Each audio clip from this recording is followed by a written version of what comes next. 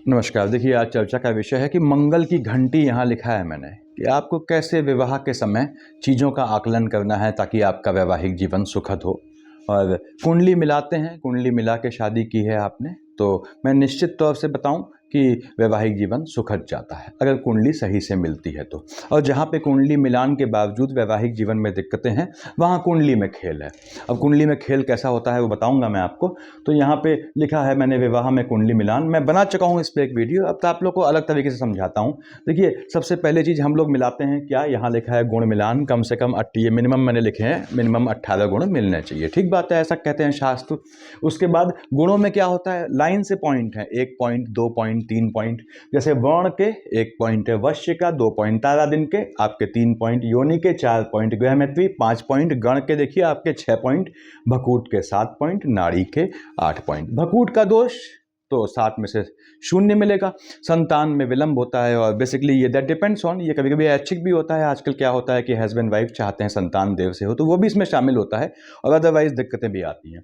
नाड़ी दोष आवश्यक होता है। यहाँ पे सबके 1 प्लस, देखिए 1 2 3 4 पॉइंट है, टोटल कितने हुए, 1 + 2 + 3 + 4 up to 8, that is going to give you 36। इसीलिए यहाँ पे 36 पॉइंट होते हैं। तो यहाँ पे भकूट आवश्यक है, नाड़ी आवश्यक है।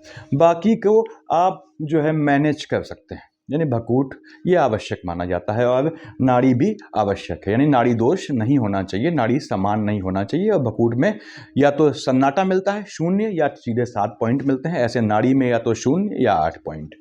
तो ये है भकूट नाड़ी दोष। ये आपको देखना होता है कि भकूट मिलने चाहिए, पॉइंट कंप्लीट 60, नाड़ी दोष नहीं होना चाहिए। यहाँ लिख दिया, ये प्रायोरिटी वाइज लिख दिया है मैंने।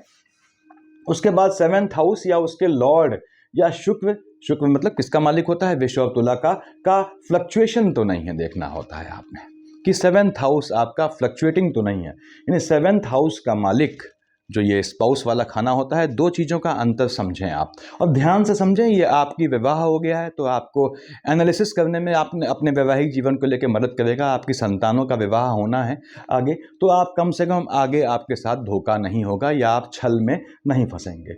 7th हाउस कौन सा होता है, ये 1st house, 2nd, 3rd, 4th, 5th, 6th, 7th। 7th house किसका हुआ, स्पाउस वाले खाने का। अंतर समझिएगा, 7th हाउस का मालिक क्या है आपका, वो आपके स्पाउस वाले खाने का मालिक हो गया। एक चीज तो ये होगी। दूसरा, वैवाहिक जीवन दिखाने वाला ग्रह वो फिक्स होता है, कौन, शुक्र। इसलिए यहां मैंने लिखा है शुक्र, विष या तुला। देखिए 7th हाउस का लॉर्ड क्या है आपका, उसके बाद शुक्र जो है विष या तुला का मालिक, उसकी क्या पोजीशन है। अगर ये फ्लक्चुएटिंग है यानी चंद्रमा केतु इनको देखता है और जितने भी ऐसे फ्लक्चुएशन बनते हैं उतना आपके वैवाहिक जीवन में हलचल मचनी तय होती है। तो आपको चंद्रमा केतु का ध्यान रखना होता है शादी करने से पहले, विवाह करने से पहले। ये फ्लक्चुएशन बहुत आवश्यक है। इसको मैंने मंगल से ऊपर प्राथमिकता दी है। देखिए प्रायोरिटी मैंने ज़्यादा दी है, ये पहले देखा करें।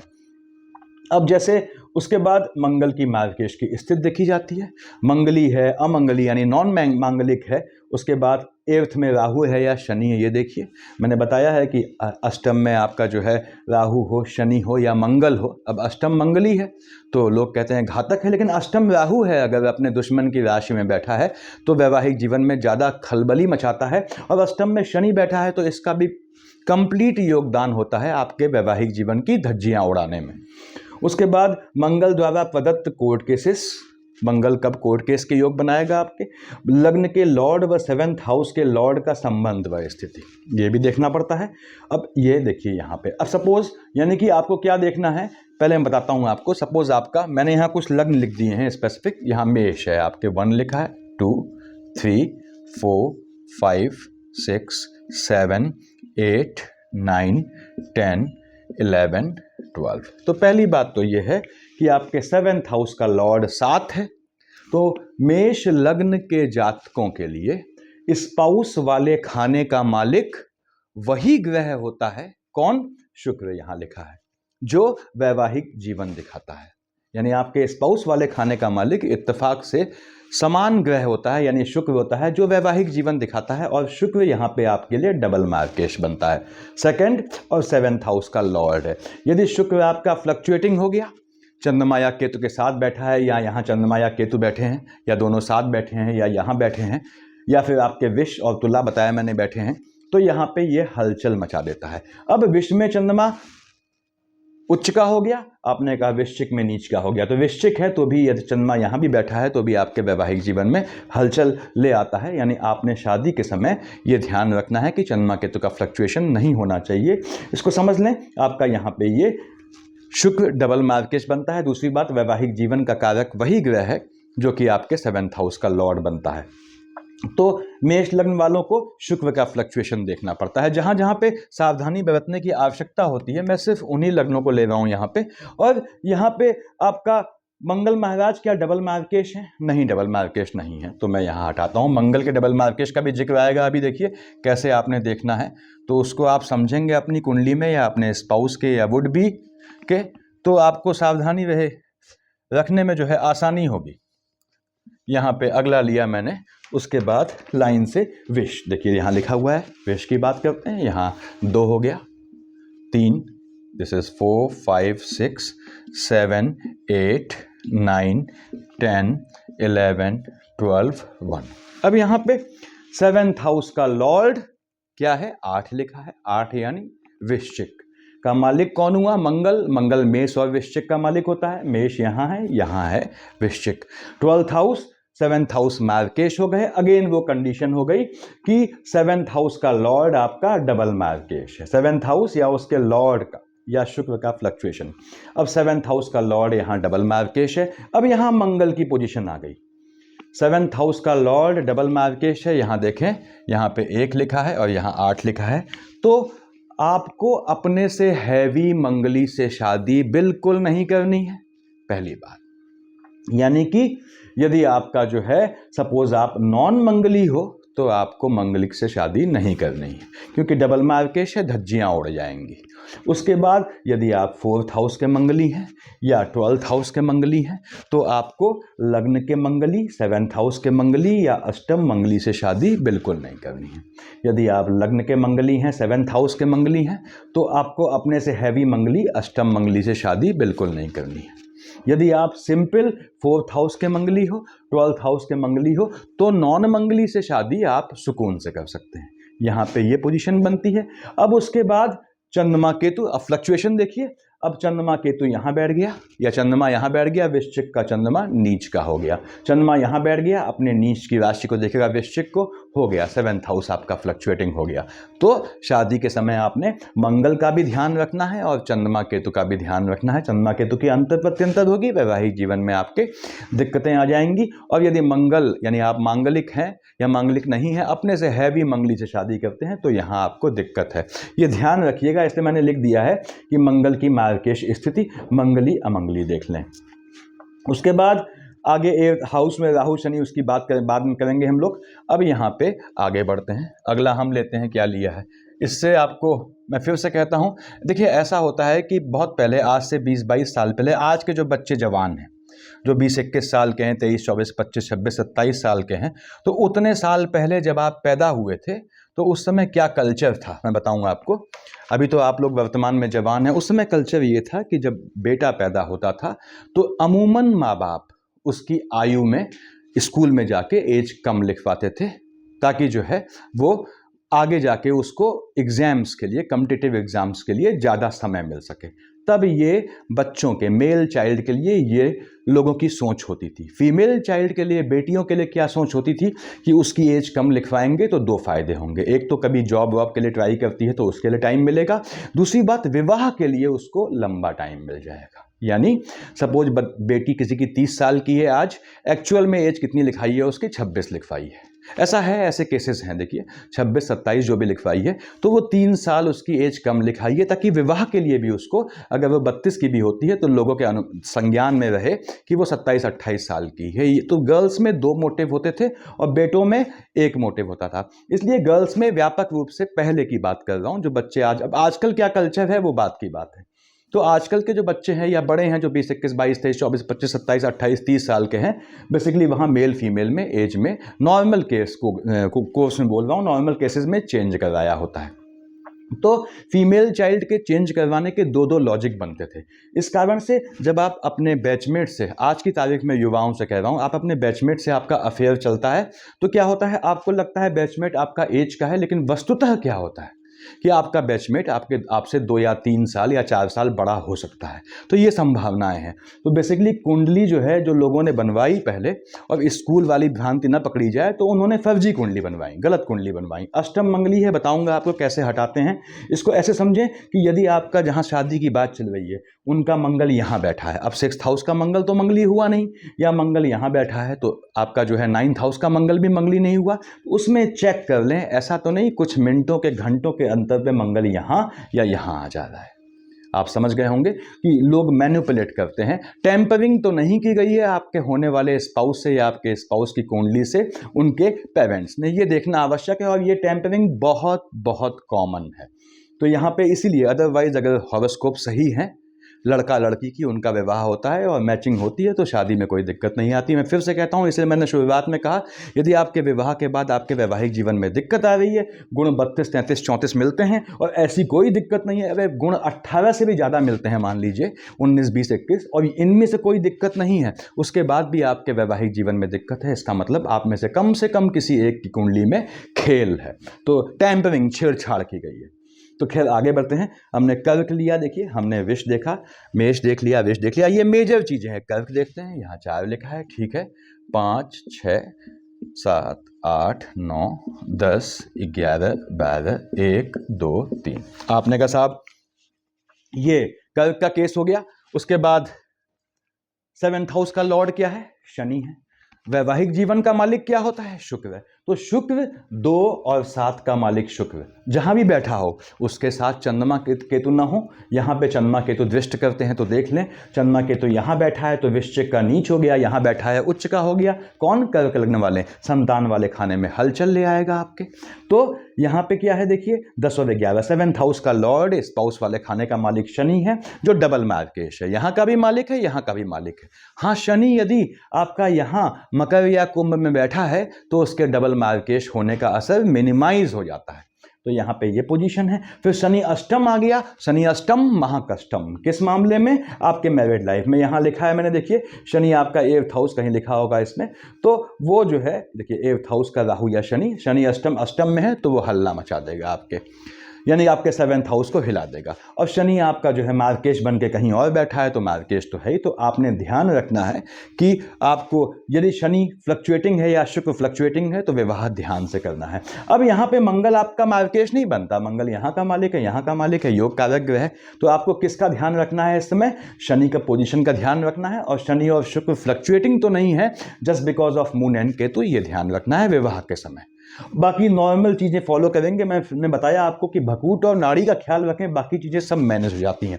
भकूट भी अगर आप जानकार से मिलते हैं तंत्र के, वो मैनेज कर देता है। देखिए, तो यहाँ आगे बढ़ते हैं। इसके बाद यहाँ नेक्स्ट लिया है मैंने कर्क के बाद सिंह। देखिए सिंह पे आ जाता हूँ मैं। ये आप तो बताया मैंने आपको, अगर आपके वैवाहिक जीवन में हलचल है तो कुंडली को आप देखिए, रिचुअल्स को दोष मत दें, या जो हमारे ग्रंथ हैं उनको दोष मत दें, आपकी कुंडली में खेल है। तो यहाँ पे सिंह की बात करते हैं। अब सिंह लग्न है, यहाँ पे आपने साहब 5 लिखा है, 6,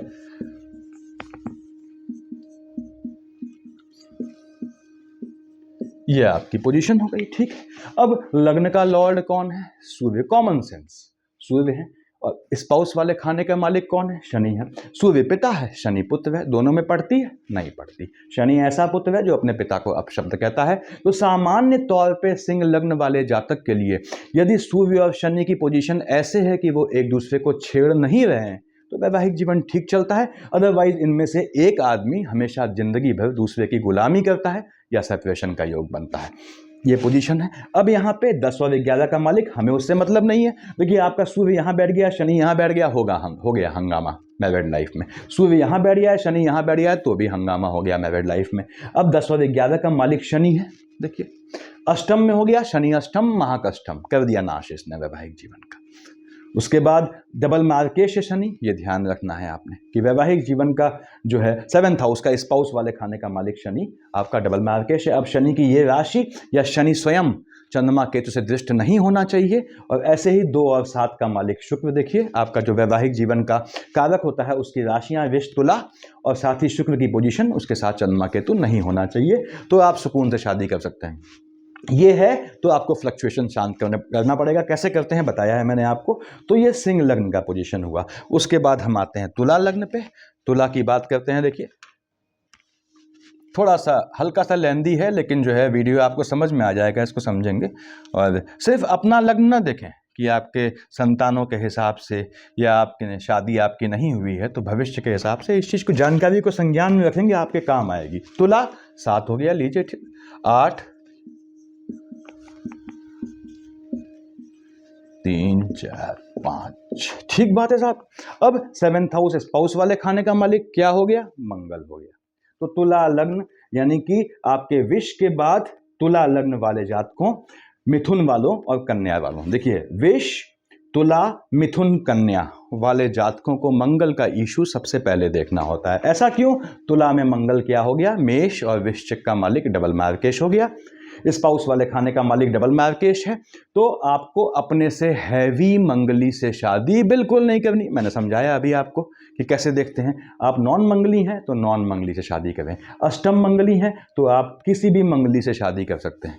अगर आप 7th हाउस के लग्न के मंगली हैं तो आप जो है अष्टम को छोड़ के किसी भी मंगल से शादी कर सकते हैं। अगर आप इसको समझें, आप अपने से हैवी, अगर आप 4th हाउस के और 12th हाउस के मंगली हैं तो आप न अष्टम मंगली से शादी करें, न 7th हाउस के और न लग्न के मंगली से।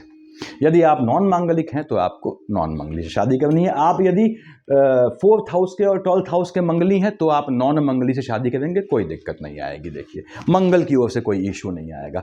तो ये आपका आप तुला की बात थी। तुला के बाद हम आते हैं अगला, देखिए वृश्चिक। ये स्पेसिफिक केसेस ले रहा हूं मैं जहां पे ये चीज़ें ज़्यादा प्रॉब्लम पैदा करती हैं, जहां पे बेसिकली भकूट और नाड़ी दोष, उनका असर मिनिमाइज हो जाता है, बाकी फैक्टर सुपर इम्पोज हो जाते हैं वैवाहिक जीवन की स्मूथनेस निर्धारित करने के लिए। वृश्चिक ये लिखा है आपका। मैं हमेशा कहता हूं प्रोन टू सेपरेशन। थोड़ी सी गलती हुई तो जीवन में जो है वो वैवाहिक जीवन में हलचल मच जाती है। 1-1, 2-2, 3-3, 4-4, 5-5 शादियां तक हो जाती हैं अगर आपने हल जो है ध्यान नहीं दिया। अब देखिए, अब आपके वृश्चिक के केस में क्या हुआ? अगेन आपके वैवाहिक जीवन वाले खाने का यानी स्पाउस वाले खाने का मालिक क्या है? 2 लिखा है। विष और तुला का मालिक शुक्र होता है। पहली बात तो 7th और 12th का लॉर्ड है शुक्र, आपका डबल मार्केश है। दूसरी बात, स्पाउस वाले खाने का मालिक वही ग्रह है जो वैवाहिक जीवन दिखाता है, यानी शुक्र, शुक्राचार्य, क्योंकि शुक्राचार्य विष और तुला के मालिक होते हैं। तो वृश्चिक लग्न वाले में भी ये पोजीशन बनती है कि इनके जो है जो स्पाउस वाला खाना है उसका मालिक वही ग्रह होता है जो वैवाहिक जीवन दिखाता है, यानी शुक्र। तो शुक्र आपका फ्लक्चुएटिंग नहीं होना चाहिए। अब शुक्र आपका डबल मार्केश है।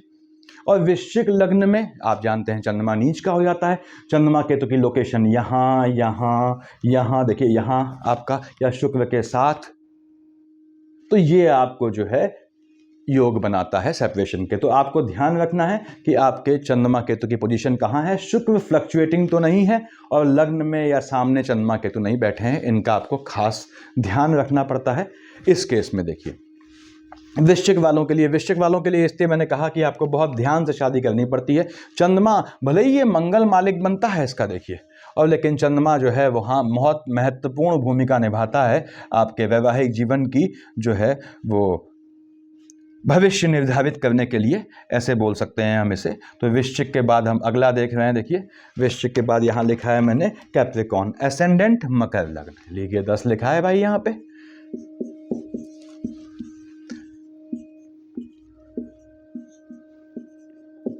ये आपका, अब आपका कैप्रिकॉर्न 7th हाउस का लॉर्ड चंद्रमा, ठीक है, मार्केश बैठ भी गया यहाँ तो भी मार्केश है। किसके लिए? 7th हाउस के लिए। यहाँ बैठ गया, हो गया फ्लक्चुएटिंग। सामने से देख रहा है चंद्रमा केतु बैठ गया, हो गया फ्लक्चुएटिंग। कौन फ्लक्चुएटिंग हुआ? 7th हाउस, स्पाउस वाला खाना। यहाँ बैठ गया चंद्रमा, नीच का हो गया। यहाँ बैठ गया, उच्च का हो गया। दोनों केस में 7th हाउस, क्योंकि कोई ग्रह उच्च या नीच का होता है, भले ही सामने आपको प्रचंड धन दे जाए, लेकिन जहाँ का मालिक है उसकी धज्जियाँ उड़ा देता है। तो यहाँ पे कैप्रिकॉर्न में ये प्रॉब्लम आती है। कैप्रिकॉर्न में चंद्रमा यहाँ बैठा है, किसको देख रहा है? शुक्र की राशि को। जीवन पर्यंत साथ चलेगा, लेकिन आर्गुमेंट होते रहेंगे। स्पाउस का जो है वो मूड स्विंग से आप परेशान रहेंगे, आपको समझ में नहीं आएगा कि मामला क्या है इसका, तो लेकिन जीवन कटेगा। अब वो मैंने बताया हुआ है आपको कैप्रिकॉर्न में कि मेल में क्या एटीट्यूड रहता है और फीमेल क्या एटीट्यूड रखती हैं। तो ये कैप्रिकॉर्न में दिक्कत आती है, क्योंकि आपके स्पाउस वाले खाने का मालिक है ही चंद्रमा, जो कि फ्लक्चुएटिंग है, तो यहाँ मूड स्विंग्स लाता है। उसके बाद हम अगले जाते हैं आगे में, तो कहाँ पे ये आपको प्रॉब्लम करता है, कहाँ पे आपको हॉरोस्कोप क्या मिलाना है, यानी आपको कैप्रिकॉर्न को शादी करनी है तो ये देख लें कि आपका स्पाउस जो भी है उसका लग्न चंद्रमा से इफेक्टेड तो नहीं है, और चंद्रमा के तो की अंतर प्रत्यंतर या शेड में बिल्कुल शादी ना करें। आपने कहा साहब मिथुन महाराज, ठीक है, ये लीजिए 3 4 5 6 7 8 9 10 11 12 1 2, ठीक, ये आपके मिथुन हो गए। यहाँ पे आपका मंगल महाराज, ठीक है, डबल मार्केश है, 9 और 12 का मालिक बृहस्पति है, और बृहस्पति क्या आपका डबल मार्केश है? बिल्कुल नहीं है। आपका जो है, यदि आपके वैवाहिक जीवन में हलचल आती है, मोटा पन्ना पहने, और याद रखें बुध अगर शुक्र के साथ बैठा है, खासकर एक उच्च एक नीच, ऐसा क्यों बोला मैंने, कन्या का बुध उच्च का होता है और शुक्र यहाँ बैठ गया तो नीच का हो गया। यहाँ मीन का शुक्र उच्च का होता है, बुध यहाँ बैठ गया तो नीच का हो गया। बुध शुक्र साथ बैठे हैं, वैवाहिक जीवन में हलचल मच जाती है, थोड़ा ध्यान देना पड़ता है उसको, आपको चंद्रमा केतु का फ्लक्चुएशन देखना पड़ता है, देखिए यहाँ पे। और चंद्रमा केतु से बचें, ये भी इनको भी बचना पड़ता है कि बुध महाराज का बहुत अच्छा मित्र नहीं चंद्रमा, फ्लक्चुएशन लाता है। तो मैंने बताया हुआ है आपको, जी आपको 7th हाउस और आपके जो है इम्प्लीमेंट वाले खाने में एक क्लियर सीमा रेखा खींचनी पड़ती है, ठीक है, इनको भी हटाया मैंने। उसके बाद आगे बढ़ते हैं हम, आपके अगला लेते हैं,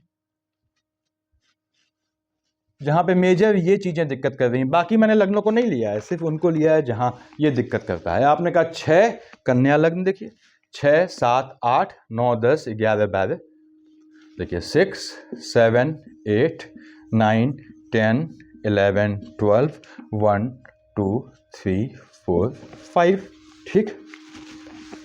अब आपका बृहस्पति महाराज तो ठीक है, आपके एम्प्लॉयमेंट वाले खाने का मालिक है, फ्लक्चुएशन नहीं आना चाहिए बृहस्पति में। बृहस्पति यदि आपका चांडाल योग बनाता है, बृहस्पति यदि आपका पीड़ित है, बृहस्पति यदि आपका कर्क का गुरु उच्च का है या मकर का गुरु नीच का है, आपके 7th हाउस में फ्लक्चुएशन ले आएगा। तो आपको फ्लक्चुएशन शांत करने के लिए, क्योंकि फ्लक्चुएशन कब आएगा, जब चंद्रमा की राशि में बैठा होगा या उसके सामने बैठा होगा, तो चंद्रमा केतु के अंतर प्रत्यंतर में शादी नहीं करनी है आपको, आपके वैवाहिक जीवन में कैसी भी दिक्कत नहीं आएगी, बाकी गुण मिला लेंगे। आगे बढ़ते हैं, यहाँ पे देखिए अब यहाँ पे सामान्य चीज़ें जो आपने ध्यान रखनी है, मैं फिर से कह दूं कि आपका राहु देव अगर आपके यहाँ बैठे हैं, अष्टम में राहु बैठा है, ठीक है, तो याद रखें पहले देखते हैं कि ये किसकी राशि में बैठा है।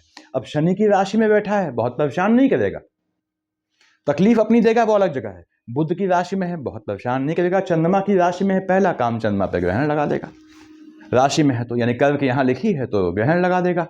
मंगल की राशि में है, आपकी धज्जियां उड़ा देगा। इसको समझें इस चीज को कि राहु यदि यहाँ आपके अपने एनिमी की राशि में है, जिसको पसंद नहीं करता, तो ये आपके जीवन में हलचल मचा देता है। इवन 5 लिखा है, सूर्य की राशि में है, राशिगत ग्रहण लगाएगा तो ये जीवन में हलचल ले आएगा। अब मंगल महाराज वहाँ है तो यहाँ लिखा हुआ है मैंने, मंगल द्वारा प्रदत्त कोर्ट केसेस, वो मैं बता चुका हूँ आपको कि मंगल महाराज यदि आपके इस खाने को देख रहे हैं और इस खाने को भी देख रहे हैं, आपने कहा साहब ये कैसे संभव है? ऐसे संभव है कि यहाँ मंगल बैठा है आपके 12th में, 1st 2nd 3rd 4th 5th 6th 7th से यहाँ देखा, 8th से यहाँ देखा, तो इसीलिए आपके कोर्ट केसेस के चांसेस बढ़ जाते हैं। मैंने हमेशा बताया है मंगल जब यहाँ देखें थोड़ा संभल के रहना पड़ता है। बृहस्पति आपका यहाँ बैठा हो तो आपको नैतिक रूप से बचना होता है। देखिए तो मंगल द्वारा प्रदत्त कोर्ट केसेस का ये देखना होता है कि मंगल महाराज हैं तो बचें, क्योंकि कोर्ट केसेस से आपको सिर्फ बुध निकालता है। और अष्टम में राहु या शनि, अगर यहाँ शनि बैठा है तो भी ये आपके वैवाहिक जीवन में हलचल लाता है। ये ध्यान, अगर शनि बैठा है, शनि महाराज साफ साफ लिख दूं मैं, शनि महाराज यहाँ बैठे हैं तो ये आपके जो हैं वैवाहिक जीवन में हलचल लाते हैं, ठीक है। उसके बाद लग्न के लॉर्ड व 7th हाउस के लॉर्ड का संबंध मैंने बताया आपको कि आपको क्या देखना है। यहाँ पे आपके 5 था, 6 7 8 9 10 11, यहाँ 11 था सिंह लग्न में, या यहाँ 11 है, 11 12 1 2 3 4 5 यहाँ आया। तो यानी सिंह लग्न हो या आपका कुंभ लग्न हो, दोनों केस में इसका मालिक सूर्य है तो इसका मालिक शनि है, या इसका मालिक सूर्य है तो इसका मालिक शनि है सपोज, तो दोनों में क्या है, पड़ती नहीं है। तो वो आपके वैवाहिक जीवन में हलचल लाएगा। हलचल नहीं है तो ऐसा है इसलिए है क्योंकि सूर्य और शनि एक दूसरे को परेशान नहीं कर रहे होंगे आपके लग्न कुंडली में। ऐसे ही यहाँ का मालिक देख लीजिए जो संख्या लिखी है, और यहाँ का मालिक कौन किसका दुश्मन होता है बताया हुआ है मैंने आप लोगों को। अगर पड़ती नहीं है तो पटेगी नहीं, इसको ध्यान रखिएगा हस्बैंड वाइफ में। और पट रही है तो दैट इज बिकॉज कि वो आपकी लग्न कुंडली में वो दोनों यानी इसका मालिक लग्न का मालिक या यहाँ का मालिक इंटरफेयर नहीं कर रहे हैं। तो ये देखिएगा मंगल अमंगल बताया मैंने आपको, क्या ध्यान रखना है, मंगल की मार्केश स्थिति बताया आपको। और फ्लक्चुएशन ध्यान रखें, चंद्रमा केतु का फ्लक्चुएशन हमेशा देख लें। सेवेंथ हाउस का लॉर्ड और वैवाहिक जीवन का मालिक शुक्र, ये दोनों फ्लक्चुएटिंग हैं या नहीं, ये अगर आप दो देख के शादी करते हैं तो 99% केसेस में आपकी शादी में दिक्कत नहीं आएगी। हाँ, मंगल मार्केश बनता है, याद रखें आपको, और आप मांगलिक हैं भी, मंगल मार्केश बनता है आपका, मांगलिक हैं भी आपके, तो आपको ध्यान रखना है 3 4 5 6 7 8 9 10 11 12 1, यानी कि अगर आपका 3 यहाँ लिखा है मान लीजिए, सपोज इसको देख लें आप, सपोज आपके 3 यहाँ लिखा है, मिथुन लग्न वाले भाई बहन देख लें, इस चीज़ को समझ लें। 3 लिखा है तो साहब 4 5 6 7 ये 8 आया, हो गया।